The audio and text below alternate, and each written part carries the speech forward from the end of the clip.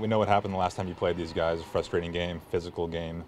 Does that make this tie, on Sunday, mean anything more? Is there anything more in it because of what happened last time?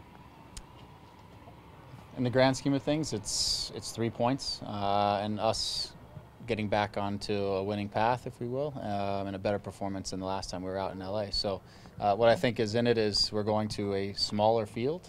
It's a very tight field. Our bodies are a lot closer together on this field. So I think, in terms of emotions, it is what it is, but in terms of being present physically and being able to compete and scrap and do everything you can in this small field, we have to be ready to do that because there's not a ton of space. And so you've got to earn the space while you're out there, and we need to be ready for a good confrontational match and see where it goes. How do you transition from, I guess, maybe the biggest field in the league in LA to a field that might be by FIFA standards undersized?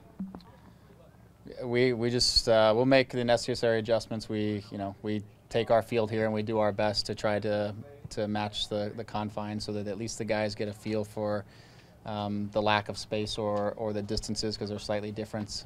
You can see when guys are switching play, they're overhitting balls and things like that. So we try to replicate it as much as we can, just so the guys are prepared and they get a sense of it. We watched some video, things like that, but until they actually get out there and the game gets going, because the field has an awkward angle to it, things like that, they'll be feeling it out early on, and we just need to make sure we find our way. Is it tough not being able to? I don't think you guys will be able to train on it before, so you're kind of going into it blind and into a baseball stadium. Does that make it any more difficult, you think? Yeah, I mean, yes, it's, but everybody does who goes in there. And we've talked about it. We used the video and said, look, it's going to be kind of at an angle, and it's going to, from an optical illusion standpoint, it's going to look a little different. It's a little bit narrower. There's going to be the baseball diamond is going to have slightly different grass or a cut of grass, and just be prepared for these things. Don't let them get in your head. And when we get there, we'll get a sense and a feel for the size of things, but it can't be an excuse. We just have to be ready to compete. And compete early on, and as we get going, we'll settle in and we'll get used to the confines. Got it for you. I got more here. Wow, nothing.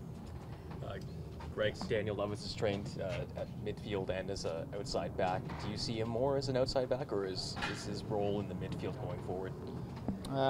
Danny is an attacker, so his role really is to, when given the opportunity, is to give us some width and to be able to run at guys, to be able to get some crosses in the box, to really stretch out a field, right, and provide presence in the wide areas and force defenders to have to come out and deal with him, because he's very good at running at people. And so in terms of the defending side, he's always shown he's a bright kid, and he understands working in lines, and he understands the movements and stuff like that. So for Danny, it's just he's coming back from a little setback, and it's just getting back into the rhythm things and getting opportunity. But we want Danny, and when he has the opportunity in games, to be aggressive, and really take people on, because that's his strength. Do you think Lampard changes the way they play? I mean, are they gonna? I mean, last time they loaded up the midfield, I think, with 4 central midfielders, and do you think he changes that? But are you expecting the same physical battle? I'm expecting the same physical battle. I don't think he'll necessarily change that. I think, again, it's small confines. People will be close together. There's going to be challenges, tackles, all that.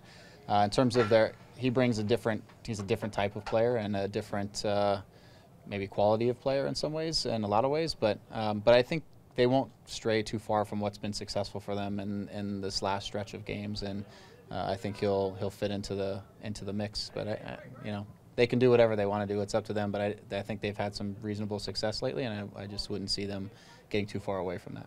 New York City announcing the signing of Pirlo. He won't play, but they become the richest team in the league now, according to payroll. Mm-hmm. When you guys did that with Michael and Josie and Giovinco, you were kind of ridiculed for spending too much money, but it seems like it's okay for the New York City team to do that. Do you see that the same way?